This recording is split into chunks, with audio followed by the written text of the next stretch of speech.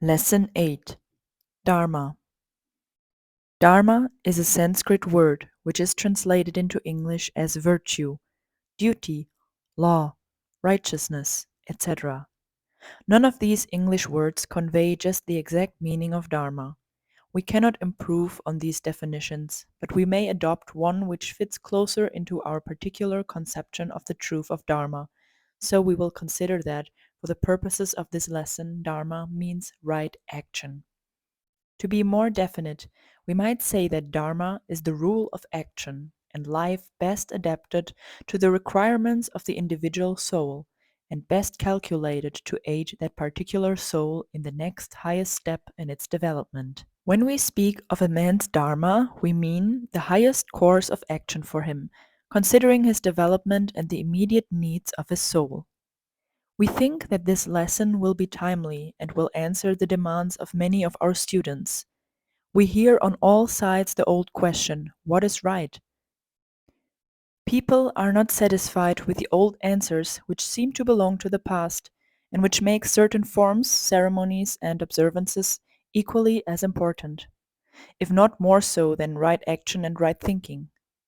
The advanced student sees the absurdity of the old divisions of right and wrong, and knows that many things which have been condemned as wrong are wrong only because certain men arbitrarily have called them so, and that many things that have been called right are right only from the same reason. He looks around him and sees that right and wrong seem to differ with latitude and longitude, and that the conceptions of right and wrong vary with the ages and constantly are changing, being modified, improved upon, or rejected. This being the case, the student is apt to be puzzled regarding a code of ethics. He has lost his old landmarks and standards and finds himself puzzled to determine with what to measure right and wrong. On one side, he hears the old doctrines of this or that mere matter of form of observance, dogmatic and unreasonable, which his soul rejects as outgrown and inadequate for its present needs. On the other hand, he hears the new doctrine of all is good being preached vigorously, often by those who have not the slightest conception of the real meaning of the words, and this new doctrine is not satisfactory to the average student, for his conscience tells him that certain courses of conduct are right and others wrong, although often he is not able to tell just why he considers them. And so the student is apt to become quite puzzled. To add to his confusion, he recognizes the fact that what may seem right to him is utterly incomprehensible to some men of his acquaintance who are not so far advanced spiritually. They are not able to grasp his high standard and ideals. He also notices that some of the things that even to him seem the natural and right things for these undeveloped men to do, that is, seem better than other things they have been doing, would be wrong for him, the advanced man, to do, because they would mean going backward. Among other things, he sees these undeveloped men being influenced to right doing and deterred from wrongdoing by promises of reward and threats of punishment, which appear most unworthy and selfish to those who believe in doing right for right's sake. And yet, he is forced to see that these people apparently need some such artificial stimulus and deterrent, for they are incapable of grasping the higher ideals of ethics. These and countless other questions arise to perplex the student and to make him feel that the old foundations have slipped from under his feet, and no other safe foothold has presented itself to view. We think that this little lesson on that phase of the Yogi philosophy which is called Dharma will help him to find his way, will aid in pointing out the path that he has lost sight of, momentarily, by reason of the thick growth of underbrush which covers the particular spot now being traveled by him. The subject is too large to cover in the space before us, but we hope to be able to point out a few general principles which may be taken up by the student and followed out to their logical conclusion. Let us take a brief view of the general question of ethics and some of the theories regarding the same. Ethics is defined as the science of conduct and it treats of the desire to render harmonious the relationship of a man and his fellows. There are three theories of ethics among Western people known as follows. First, the theory of revelation. Second, the theory of intuition. And third, the theory of utility. As a rule, the advocate of any one of these three systems claims his particular system to be the only true one, and the other two to be errors. The Yogi philosophy recognizes truth in each and all of the three systems and gives each its place in what it calls Dharma. In order to get a clearer idea of Dharma, we must take a brief look at each of these three systems taken separately.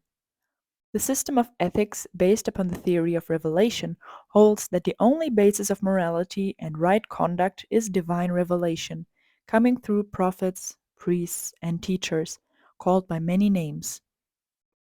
The laws given out by these men, as having been received by them from God, have been accepted more or less submissively by all races in certain stages of their development, although their conception of the God who had given out these laws differed very materially. These laws, so far as their great underlying principles were concerned, resembled each other very much, although they differed widely in detail, in minor laws and precepts. The great religious books of all races contain a more or less complete code of ethics, which the people are enjoined to obey implicitly without regard to reason or their own opinions. These codes, however, being subject to the interpretation of the highest religious authorities of the race. Each race regards the precepts of its religious books as interpreted by its priests as supreme authority, and, of course, view the similar claims of other races as spurious. The majority of these religions have split up into sects and denominations, each having its favored interpretation of the sacred teachings, but all rely on the original revelation as the only truth concerning ethics. And then, again, each race has modified its original conception of the revealed teachings, fitting their ideas to the constantly changing requirements of the age. As a race evolves, its wants and needs change, and its sacred teachings are twisted and bent to fit the changed conditions. The priests in such cases say that God undoubtedly meant this and that instead of thus and so, as their fathers had supposed, so that after a time the authority of the code of ethics rests largely upon the interpretation of priests and teachers rather than upon the words of the supposed divine revelation itself. The followers of the other two schools of ethics object that if deity had intended to promulgate a code of ethics, a rule of conduct applicable to all men in all time, he would have worded it so clearly that it could not be misunderstood even by the most ignorant, and his wisdom would have enabled him to have foreseen the growing needs of the people, and consequently he would have provided for such needs either in the original revelation itself or in supplements thereto. We will consider the advantages and disadvantages of this theory later on in this lesson. The second system of ethics advances the theory that man knows right and wrong intuitively, that deity imparts to each man, through his conscience and instinctive knowledge of good and evil, that he may govern himself accordingly. This school urges that man must refer the details of his conduct to his own conscience. It overlooks the fact that the consciousness of no two people are exactly alike, and that such a theory implies that there may be as many different standards of morality and conduct as there are people, and that the statement, "my conscience approves of it," would preclude any argument as to ethics. As to what conscience is, the writers differ. Some say that it is the higher portion of the mind speaking to man. Some say that it is merely the subconscious mind repeating what has been suggested into it, and that consciences grow with experience and change with environment. Some claim that it is the voice of God speaking to the soul. Others have still other explanations and theories. We shall consider this theory at greater length a little further on in this lesson. The third system of ethics rests upon the theory of utility, or what is known as utilitarianism, which latter word is defined as the doctrine that virtue is founded on utility, or the doctrine that the greatest happiness of the greatest number should be the aim of all social and political institutions. This is the theory upon which human law is supposed to be based. Blackstone, the great expounder of the English law, states that human laws are based upon the law of nature, which law of nature he tells us is based upon the laws of God, eternal, immutable laws of good and evil, which the Creator causes to become evident to man by means of human reason. Blackstone goes on to say that this law of nature, being coeval with mankind and dictated by God Himself, is of course superior in obligation to any other.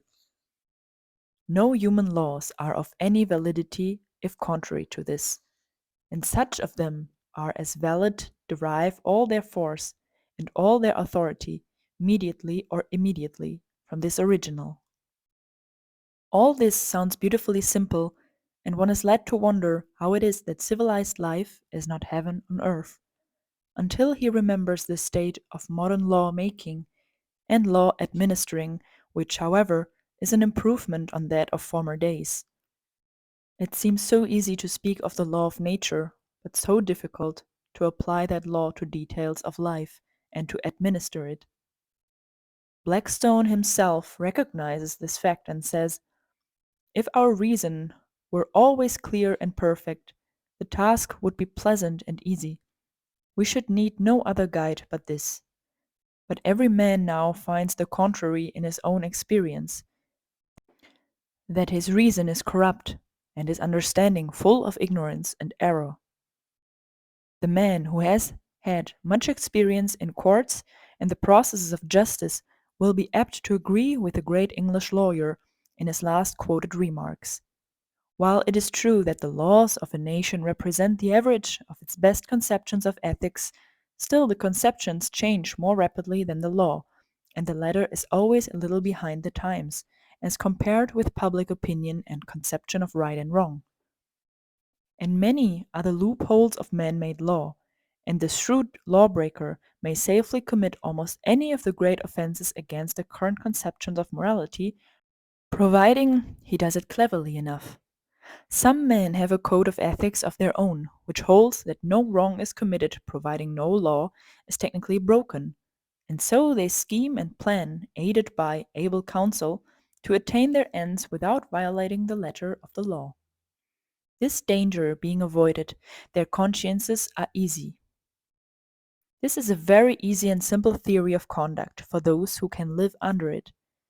Justinian, the great Roman lawgiver, reduced the whole doctrine of human law to three general precepts as follows: live honestly, hurt nobody, and render to every one his due. This is a simple and beautiful code, and its honest adoption by mankind would make the world over in a day, but nearly every man is inclined to place his own interpretation upon each of the three precepts, and, consciously or unconsciously, stretches them in his own favor and against his fellows.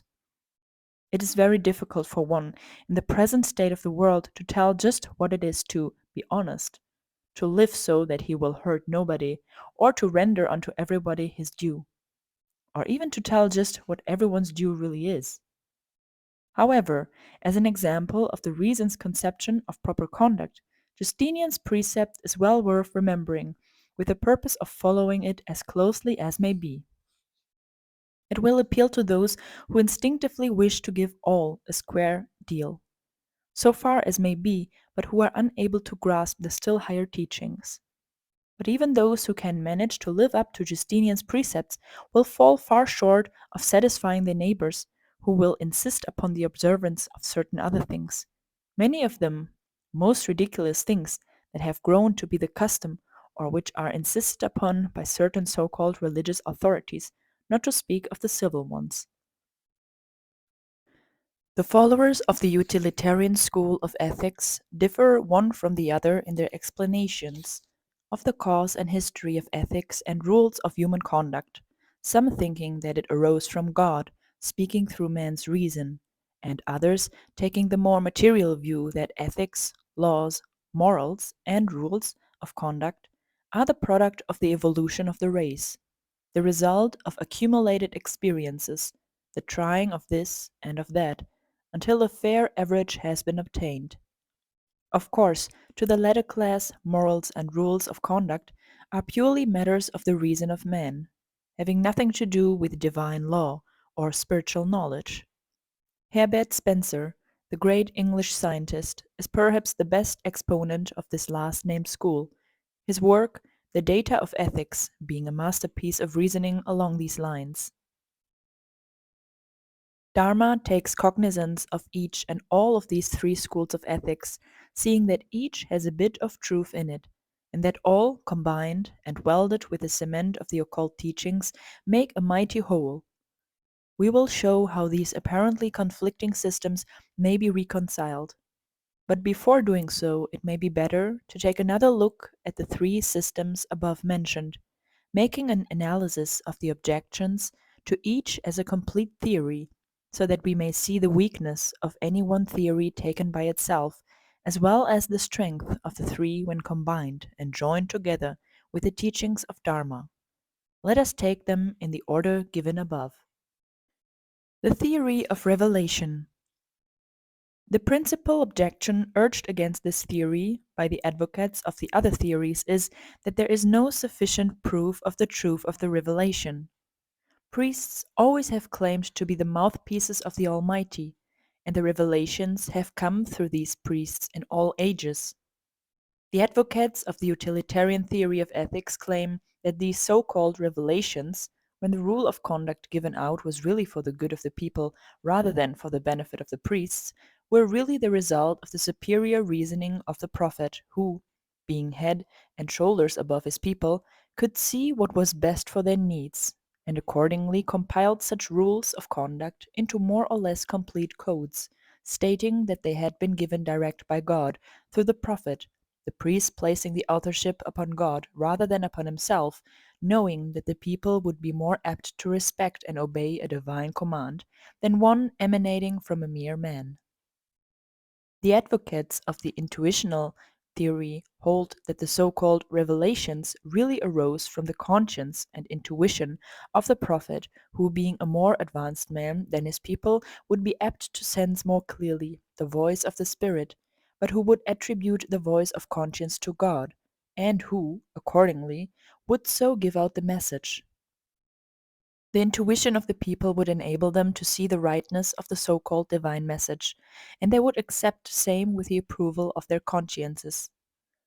Another objection raised against the theory of revelation is that there are many so-called revelations, differing materially in detail, each religion having its own set of revelations, through its own prophets and teachers.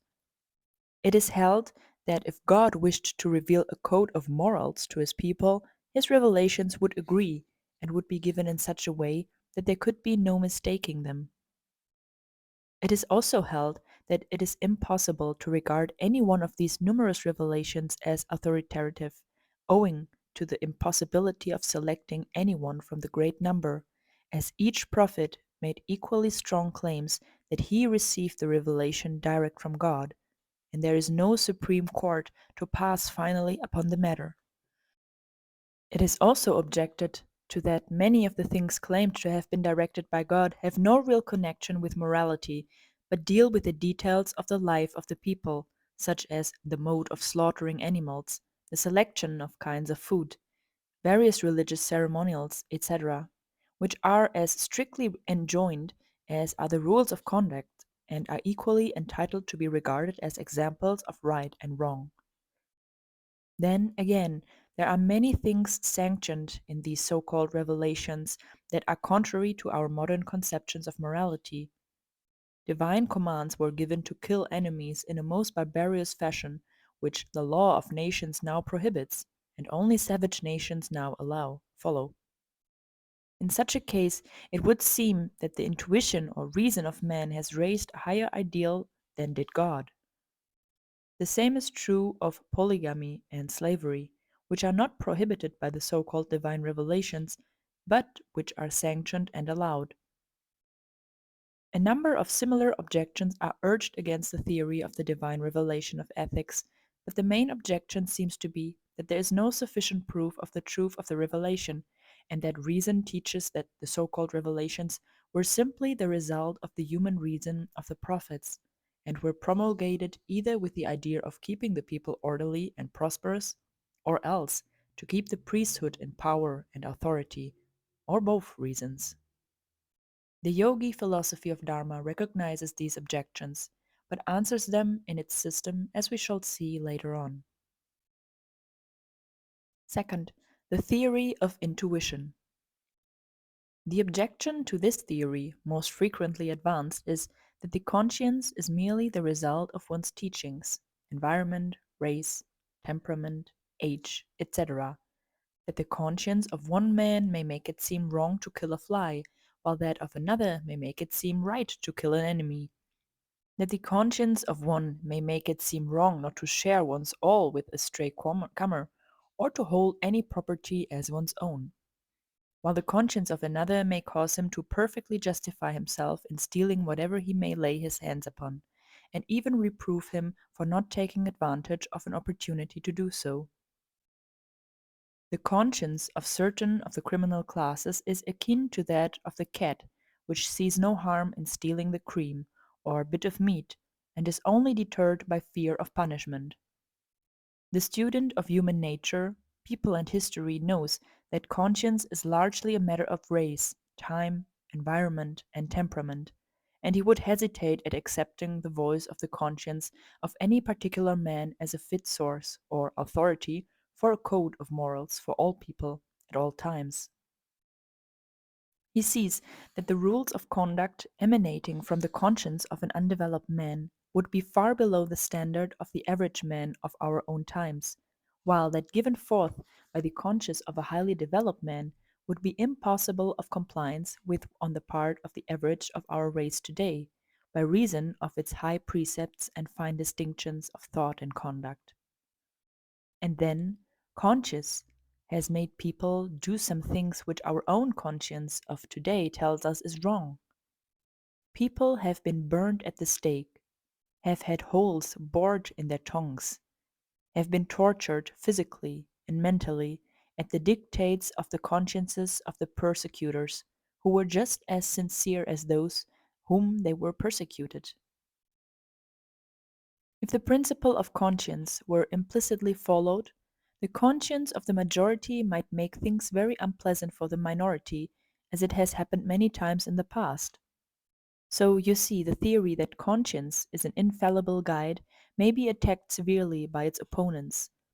And yet, the Yogi philosophy of Dharma, while recognizing these objections, also sees much truth in the theory of intuition or conscience and welds it into place in its system, as we shall see later on in the lesson. Third, the theory of utility. This theory often is attacked severely on the ground that it is a purely selfish idea, that the basis of morality offered is happiness, the happiness of the individual modified by the happiness of those around him. The greatest happiness to the greatest number, in short, and that such a basis fails to recognize the higher destiny of man, being based entirely upon his earthly and material existence. To this, the utilitarian very naturally answers that any code of conduct has a more or less selfish basis, inasmuch as a man doing certain things and refraining from doing certain other things by reason of hope of divine approval and reward, or fear of divine displeasure and punishment, is as selfish as one who is actuated by the idea of material happiness or unhappiness. Another objection urged is that acting under it, the average man would be impelled to get as much happiness for himself as possible, and to bestow as little happiness upon others as he could help, as there would be no reason why he should act otherwise. In fact, that he would obey the letter of the human law, and not go 1 inch further. Theoretically, this objection might be correct, but in spite of cold theory, man is open to higher impulses and motives coming from regions of his soul that the utilitarian philosophy, as well as its opponents, fail to recognize. A form of this same objection is found in the idea that the utilitarian philosophy appeals only to the developed intelligence, and that the ordinary man would not be influenced by it to high action, but if he grasped it at all, would use it as an excuse for his own selfishness, caring nothing for the welfare of his fellow men or for the benefit of the generations to come. The objectors hold that according to this theory, a man working for the good of his kind is the greatest kind of a fool, for he is throwing away his happiness and material gain for a sentiment. A further objection is urged against this theory of ethics to the effect that the happiness of the majority is an unworthy limitation, inasmuch that even though the majority be happy, the minority may not be so, and in fact, a certain number of them must be very unhappy and miserable. This objection finds a response from those of spiritual advancement, for such people know that no one can be thoroughly happy unless all are happy, and that there can be no ideal happiness if even one of the race is crowded out of it by any set code or rule. The followers of the theory that all morality is derived from divine revelation and there is no morality to be found outside of it object to the utilitarian view because they say it leaves out God and his wishes. Those favoring the intuitional theory object to the utilitarian theory because it refuses to recognize the existence of the conscience or higher reason in man, and instead places the basis and foundation of all morality and rules of conduct upon the cold human reason, and that consequently there can be no good or bad, except as measured by the intellectual standard, which standard could be altered, changed, improved upon, or abolished by man's reason. These objections are recognized and answered in the Hindu philosophy of Dharma, which, while recognizing the weakness of the theory when considered as the whole truth, still finds much truth in it and places it as one of the pillars of Dharma, the other two theories forming the other two supports of the structure. Dharma claims to set in order this apparent confusion. It recognizes each view as a partially correct one, parts of the whole truth, but too weak and incomplete when standing alone. It reconciles the conflicting schools by taking the materials that are found in each and using them to build a complete system. Or rather, it finds a complete structure erected in the order of the universe and sees that each school of thinkers is looking at but one of its pillars, mistaking its favored pillar for the sole support of the structure, the other two being hidden from sight by reason of the particular point of view of the observer. And this teaching of Dharma is much needed at this time by the Western people who are in a state of great mental and spiritual confusion on the subject of morality and conduct. They are divided between those who rely on revelation and who disregard it in practice because it is not practical. These people really advocate revelation as modified by experience and custom. Those who claim to rely on intuition and conscience, but who feel that they are resting on an insecure foundation and who really live on custom and the law of the land modified by their feelings. And those who rely on pure reason, modified by the existing laws, and influenced greatly by the impulses which come to them from the higher regions of the mind, notwithstanding that they deny these same higher states of mentality. Let us hope that a study of Dharma will help to straighten out matters for some of us. Of course, this little lesson is merely a hint of the truths of Dharma, but we trust that it may help some to adjust the matter in their minds and make it easier for them to get their moral bearings and to take advantage of the truths that are pouring in on them for the three sides of life. Let us now see what Dharma has to offer. In our brief consideration of the subject, we must ask the student to give us the open mind. That is, be willing to lay aside for the moment his preconceived ideas and theories, and to listen to our teachings without prejudice, as far as possible, without being unduly influenced by his previously entertained theories. We do not ask him to accept our teachings unless they appeal to his reason and intuition, but we do ask him to give us a fair hearing. That is, the hearing of an unprejudiced judge instead of that of a paid advocate ready to pick flaws and make objections before we state our case. That is all we ask, and it is no more than any fair minded student should be willing to grant. We are not attempting to tell you how to act, but wish merely to present the general principles of Dharma for your consideration.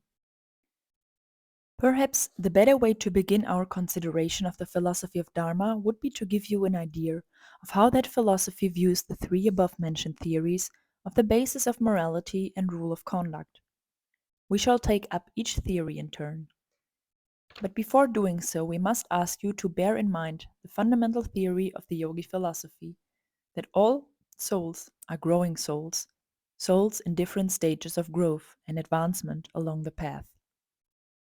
Spiritual evolution is in full force, and each soul builds upon its yesterdays and, at the same time, is laying a foundation for its tomorrows. Its yesterdays extend back over its present earthly life, way back into its past existences, and its tomorrows reach far ahead of the remaining days of its present earthly life into its future embodiments or incarnations. Life is not a mere matter of a few years in the flesh. The soul has countless yesterdays of existence and has the whole of eternity before it in a constantly progressing scale, plane after plane of existence being before it in an ever ascending spiral. We do not purpose dwelling upon this fact, but mention it that you may be reminded that the embodied souls we see around us in the shape of men and women represent different scales of ascent, development, and unfoldment, and that of necessity there must be wildly differing needs and requirements of the soul.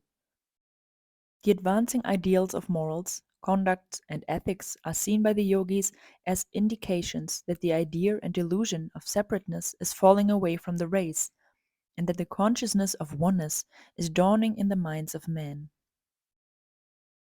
This dawning consciousness is causing the race to see wrong in many things that were formerly considered right. It is causing men to feel the pains and sorrows of others and to enjoy the happiness and pleasure of those around them. It is making us kinder and more considerate of others because it makes us more and more conscious of our relationship with each other. This is the cause of the increasing feeling of brotherhood that is possessing the race, although those who feel it may not realize the real cause. The evolution and unfoldment of the soul results in higher ideals of thought and conduct for the race and accounts for the changing conceptions of morality which is apparent to anyone who studies history and who notices the signs of the times. An understanding of this theory of Dharma enables us to understand comparatively morality and prevents us from condemning our less developed brethren who have cruder ideals of conduct than ourselves.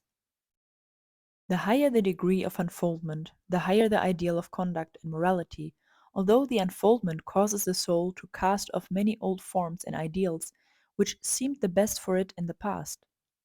Bearing these facts in mind, let us consider the three sources of authority.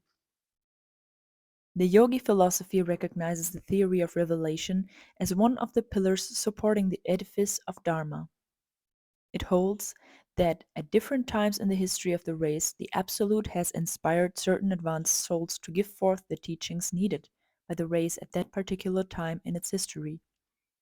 These inspired men were souls that had voluntarily returned from higher stages of development in order to render service to their less developed brethren. They lived the life of the people around them and took the part of prophets, priests, seers, etc. Accounts of these people come down to us from the ages, distorted, magnified, and elaborated by legends, superstition, and myths of the people among whom they lived. They seldom wrote, but their teachings were written down by others, often after long years had passed. And although colored by the views of the compilers, these writings still give a fair idea of the teachings of the particular prophet or teacher. These prophets were of varying degrees of advancement, some coming from great heights of attainment, and others from comparatively lower planes, but each carried a message to his people, suited to their needs at that particular time.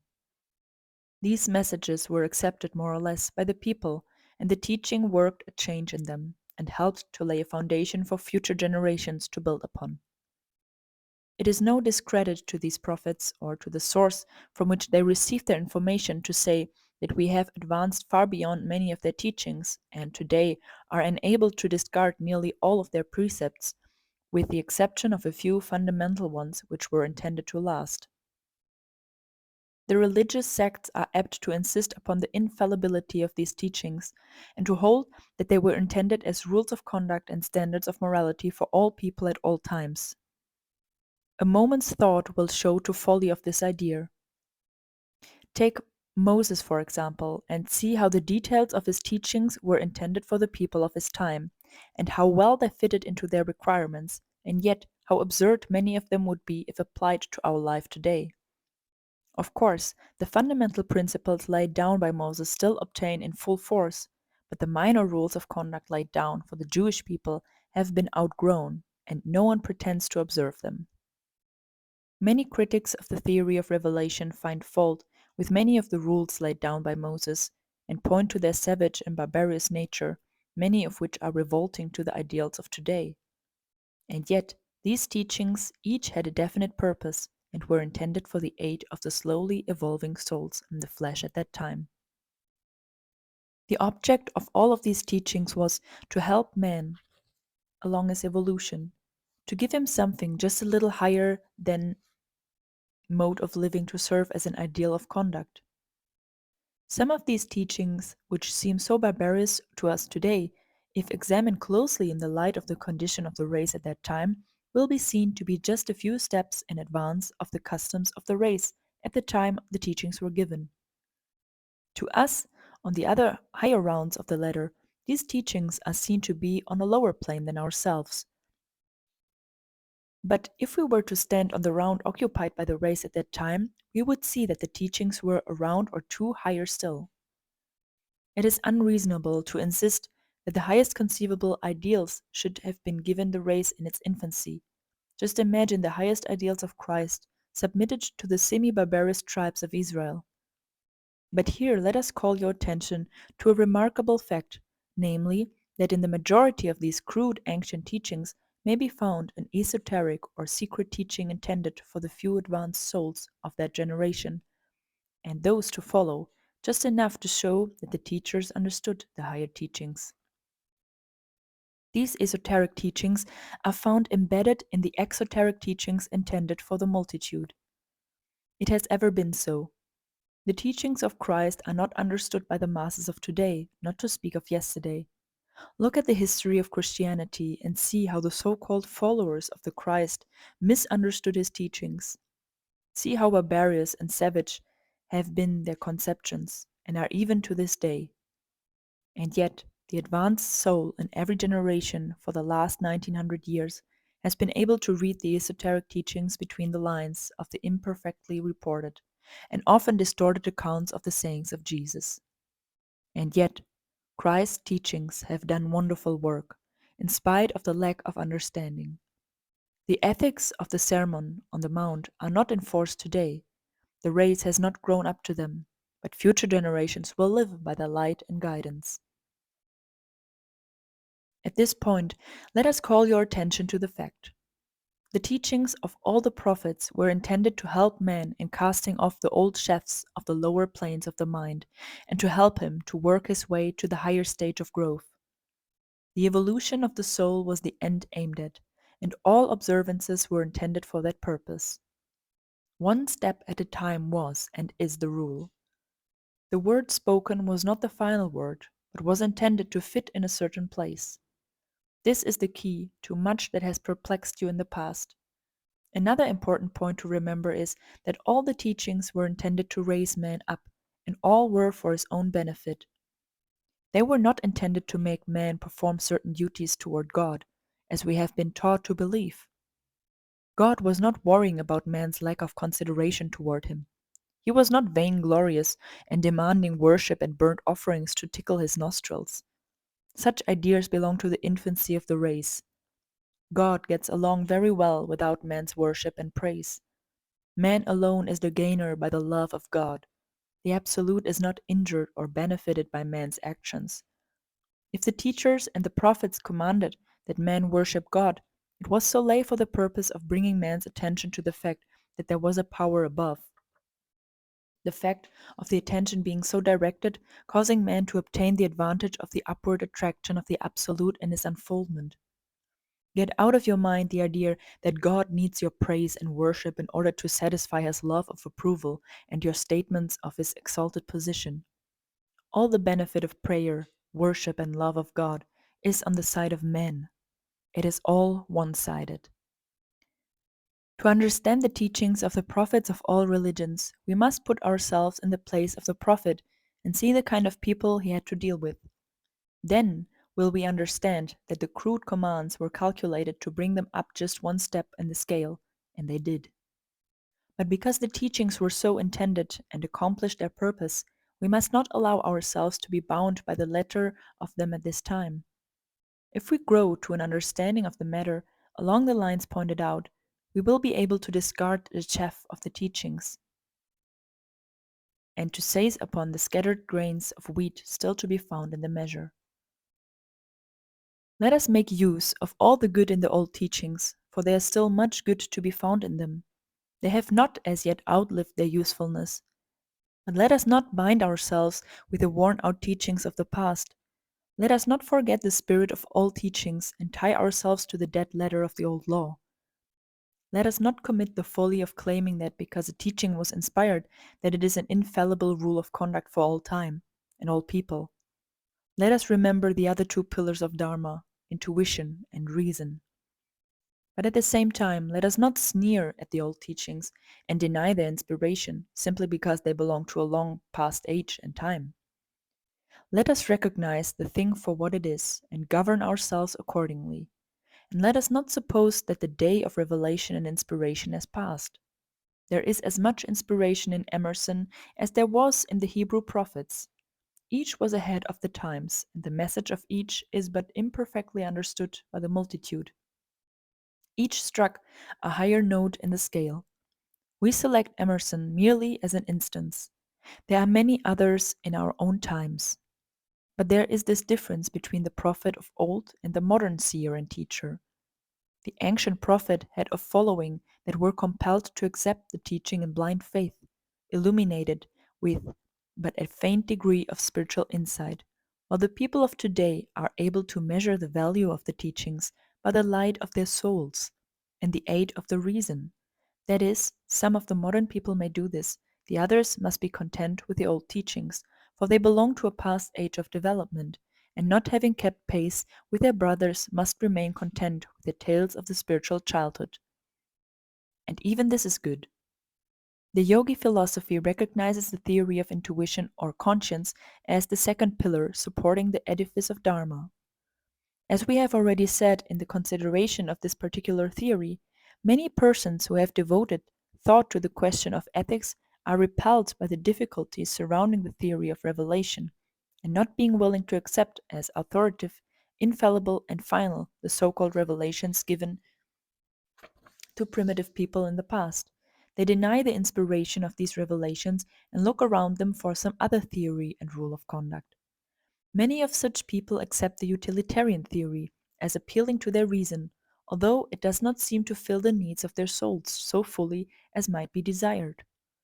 Others, being repelled by the coldness and selfishness of the last mentioned theory, and yet not being willing to go back to the old theory of revelation, adopt the theory of intuition or conscience, and accept the idea that conscience or intuition is the direct and sole arbiter of morality and conduct, and believe that the human laws are really based upon the same.